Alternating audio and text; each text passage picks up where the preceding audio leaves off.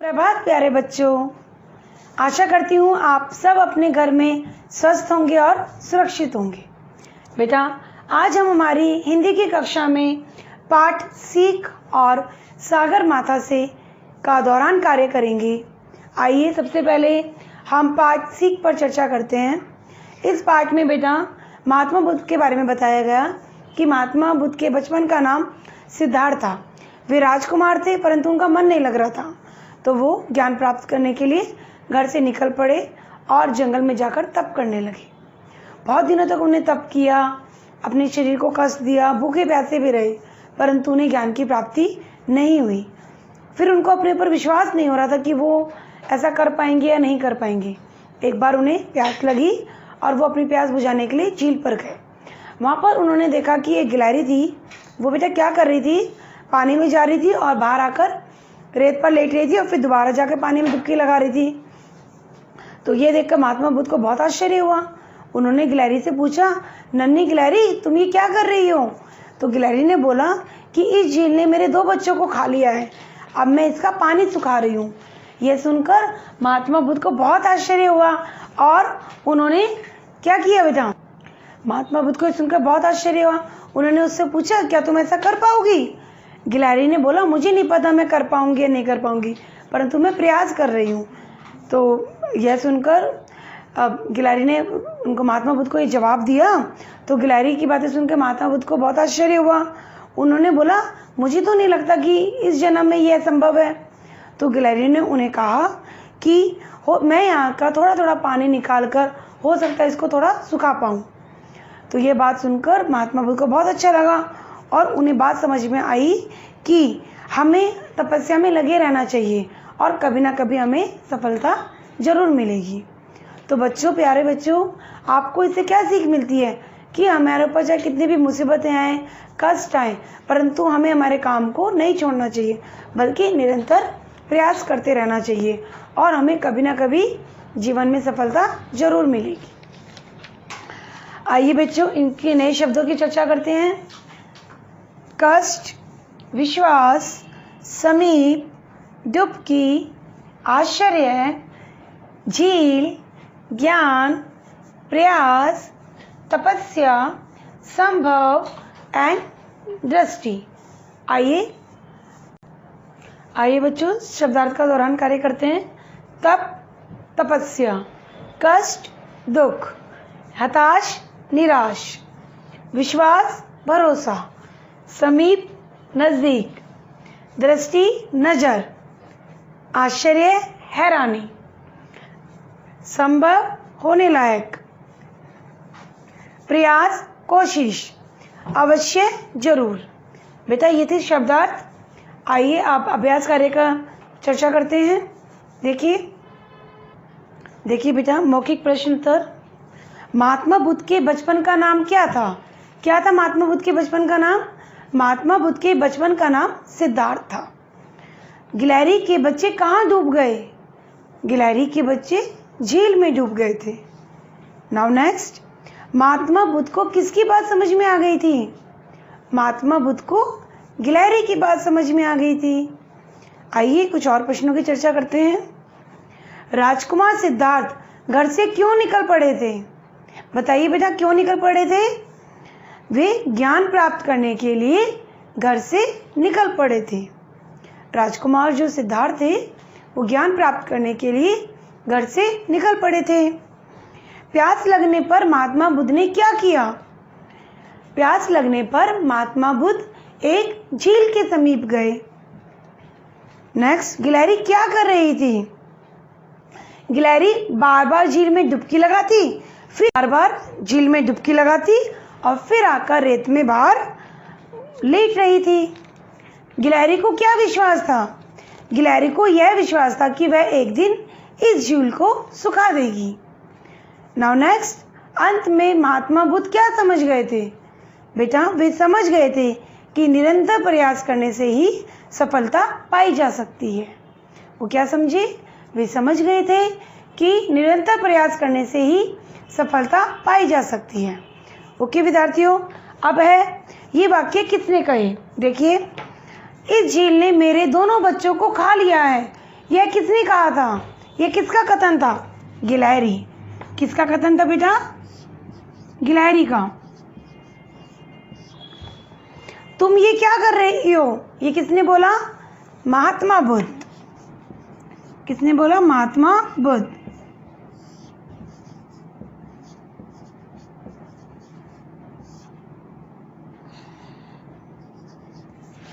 महात्मा बुद्ध ने। अब देखिए, पहले है इन संयुक्त अक्षर से बनाकर एक एक शब्द लिखिए।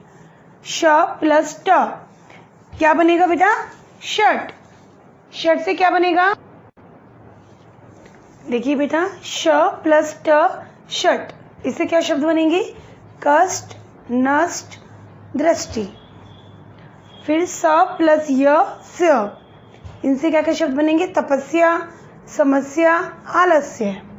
फिर है श प्लस व शव, इससे क्या बनेगा? विश्वास, विश्व, अश्व। फिर है द प्लस ध दद, बुद्धि, बुद्ध, शुद्ध। ठीक है बेटा, हमने यहाँ पर अब इन संयुक्त अक्षरों से क्या बनाए? शब्दों को बनाया। आप देखिए बेटा, नाम वाले शब्दों के आगे निशान लगाइए। इसमें नाम वाले शब्द क्या कहलाते हैं? संज्ञा। किसी भी व्यक्ति, वस्तु, स्थान या भाव के नाम को संज्ञा कहते हैं। जैसे गिलहरी, राजकुमार, झील, रेत, ये सब क्या है? नाम वाले शब्द। अब नाम वाले शब्दों को चुनकर लिखना है आपको। मैं प्रयास करती रहूंगी, इसमें क्या है? नाम वाला शब्द मैं। तुम क्या कर रही हो? तुम। नाम के बदले आने वाले शब्दों को चुनना है आपको यहाँ पर, यानी कि सर्वनाम शब्द। जो शब्द संज्ञा के स्थान पर काम में आते हैं उन्हें हम क्या कहते हैं? सर्वनाम शब्द। तो हमें यहाँ पे नाम के बदले आने वाले शब्दों को चुनना है, जैसे कि मैं, हम, तुम, वह, उन्हें, उन्होंने, उनका। अब देखिए, मैं प्रयास करती रहूंगी में मैं। तुम क्या कर रही हो? तुम। उन्होंने खूब तप किया, उन्होंने। वे हताश हो गए, वे। गिलहरी की बात उनकी समझ में आ गई, उनकी। हम अवश्य सफल होंगे, हम। वह बार बार रेत पर लेट रही थी, वह। ठीक है बेटा, अब इनमें काम वाले शब्द। काम वाले शब्द क्या कहलाते हैं? क्रिया, जिनसे किसी काम के होने या करने का पता चले। देखिए, आकर, घना और रेत। कौन सा है काम वाला शब्द? आकर। दृष्टि का अर्थ है देखना, आंख, नजर। बताइए बेटा, दृष्टि का क्या अर्थ है? नजर। इस वाक्य में रेखांकित शब्द संज्ञा है। पहला, इस झील को मैं सुखा दूंगी। सेकंड, इस झील को मैं सुखा दूंगी। पहले में इसको अंडरलाइन किया हुआ है, सेकंड में झील को, और थर्ड में इस झील को मैं सुखा दूंगी में मैं को। तो अब आपको बताना है कि इस, झील और मैं तीनों में से कौन सा संज्ञा शब्द है? नाम वाला शब्द कौन सा है? झील। तो क्या है करेक्ट आंसर? इस झील को मैं सुखा दूंगी में झील संज्ञा शब्द है। ठीक है बेटा, तो ये हमारे पाठ सीख का दौरान कार्य था। आइए अब हम पाठ सागर माथा से पर चर्चा करते हैं। बेटा, सागर माथा पाठ में बछेंद्री पाल के बारे में बताया गया कि उन्होंने किस तरह से अपने साहस और निश्चय से वो कर दिखाया जो कि वो करना चाहती थी। इस पाठ में वो एक पत्र लिख रही हैं आप सबके लिए। देखिए, मेरे नन्हे भाइयों बहनों, जय हिंद। इस समय दोपहर के 1:07 हुए थे और मैं सागर माथा पर खड़ी थी। यह हिमालय की सबसे ऊंची चोटी है। एवरेस्ट को बेटा नेपाली भाषा में सागर माथा कहते हैं। जब मैं पाठशाला जाती थी, वो बता रही हैं कि जब मैं पाठशाला जाती थी तो मुझे पहाड़ों पर, गांव की जो पहाड़ियाँ थी उन पर चढ़ने का बहुत शौक था और मैं दौड़कर उन पर चढ़ जाती थी। सन 1984 यानी 1984 की बात है कि मुझे एवरेस्ट की चढ़ाई के लिए चुना गया और उस समय मेरे मन में बहुत सारी ढेर सारी क्या थी? उमंग थी, जोश था। पहली बार महिलाओं को एवरेस्ट की चढ़ाई के लिए चुना गया था। मेरे दल में मेरे साथ और 6 महिलाएं और थी। हम धीरे धीरे, हमारा जो दल था वो आगे हिमालय की तरफ बढ़ने लगा। रास्ते में बहुत सारी कठिनाइयाँ आई और उन कठिनाइयों के कारण मेरे कई साथी पीछे छूटते चले गए और एवरेस्ट की शिखर पर आखिरी चढ़ाई करने वालियों में मैं अकेली महिला बची थी। 23 मई 1984 यानी 23 मई 1984 के सुबह 5:30 बजे मैं तैयार होकर अच्छे से अपने बाहर निकली अपने तंबू से और शेरपा अंगदोर जी मेरे संग थे और हम हमारे लक्ष्य की तरफ आगे बढ़ते चले गए। करीब 1 बजकर मैं हिमालय की सबसे ऊंचे शिखर पर पहुंच चुकी थी। मैंने सबसे पहले क्या किया, ईश्वर को धन्यवाद किया और सागर माता को चुना।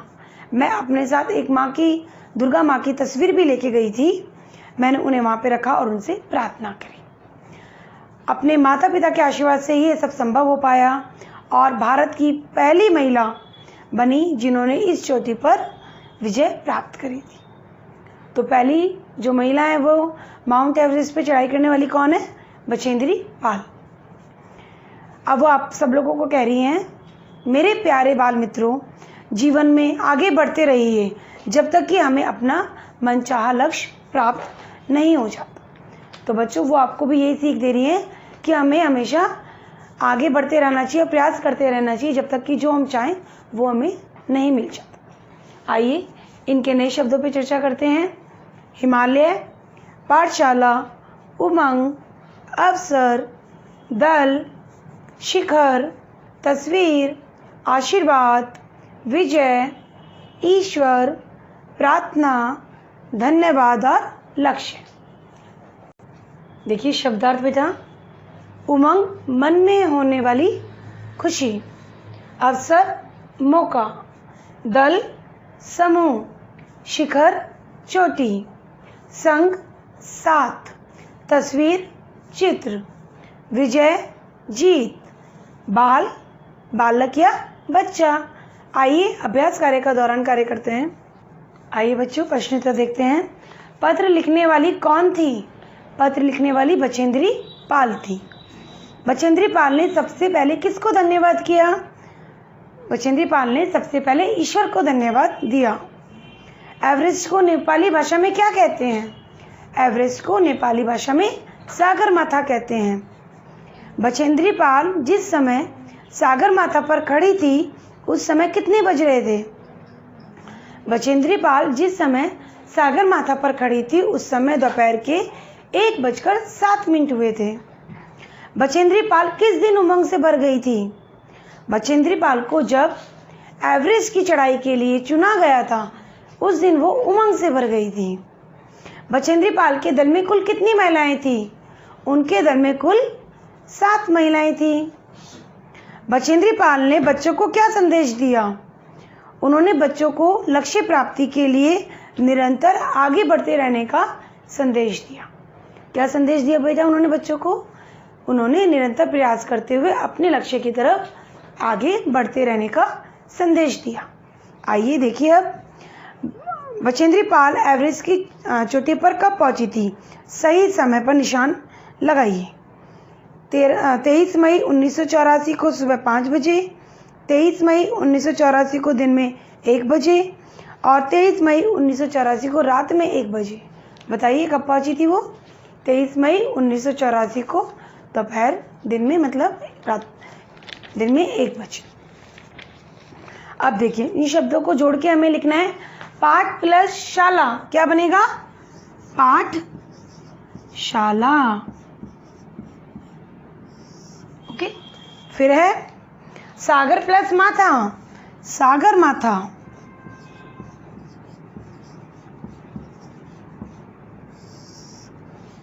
हिम प्लस आलय, क्या बन जाएगा बेटा? हिमालय।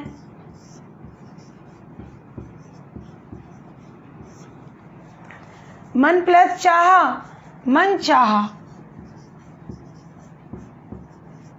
मन प्लस चाहा, मन चाहा। आइए अब देखते हैं शुद्ध अशुद्ध। बेटा यहाँ पर कुछ अशुद्ध शब्द दिए हैं, हम इन्हें शुद्ध करके लिखना है। देखिए विजय, विजय नहीं होता, बा नहीं होता, क्या बनता है? विजय, वाह विजय। नौ शिखर, शिखर सह सब्जी वाला नहीं, शिखर, शह शलगम वाला। शिखर। नाउ आखिरी, आखिरी नहीं होता बेटा, आखिरी होता है, आखिरी। नाउ चढ़ाई, चढ़ाई में ड के नीचे डॉट आएगा, चढ़ाई। फिर है आशीर्वाद, आशीर्वाद नहीं होता, आशीर्वाद होता है। जो ये रह की मात्रा होती है बेटा, जो रैफ रे होता है वो लगता है इसमें, यानी वह के ऊपर रह लगेगा, आशीर्वाद। ना ईश्वर, ईश्वर नहीं होता, ईश्वर होता है, यानी छोटी ई नहीं आती, बड़ी ई आएगी, ईश्वर। ओके। नाउ अब देखिए बेटा, काम वाले शब्द। यस, काम वाले शब्द को हम क्या कहते हैं? काम वाले शब्दों को हम लोग, देखिए बेटा, काम वाले शब्दों को क्या कहते हैं? क्रिया। जिन शब्दों से किसी भी काम के करने या होने का पता चले। आइए यहाँ पर अब हमें काम वाले शब्दों के नीचे रेखा खींचनी है। क्या? मैंने उनका पत्र पढ़ा। बताइए, मैंने उनका पत्र पढ़ा में क्रिया शब्द कौन सा है? पढ़ा। अपना मनचाहा लक्ष्य प्राप्त कीजिए। यस, यहाँ पर क्या है? काम वाला शब्द प्राप्त, लक्ष्य प्राप्त कीजिए।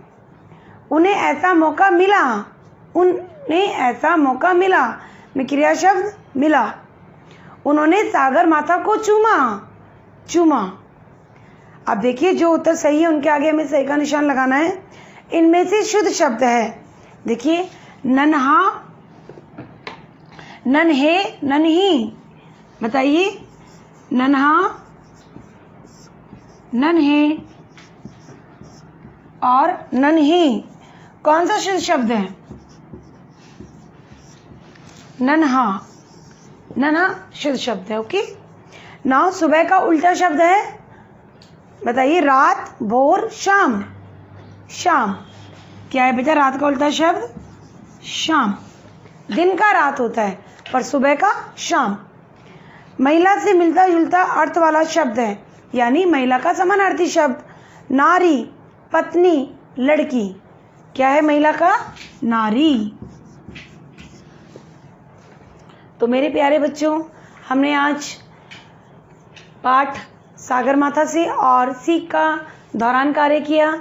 आप दोबारा इस पाठ को पढ़ेंगे दोनों को, और सारे अभ्यास कार्य याद करेंगे। ठीक है? Okay, bye, good bye.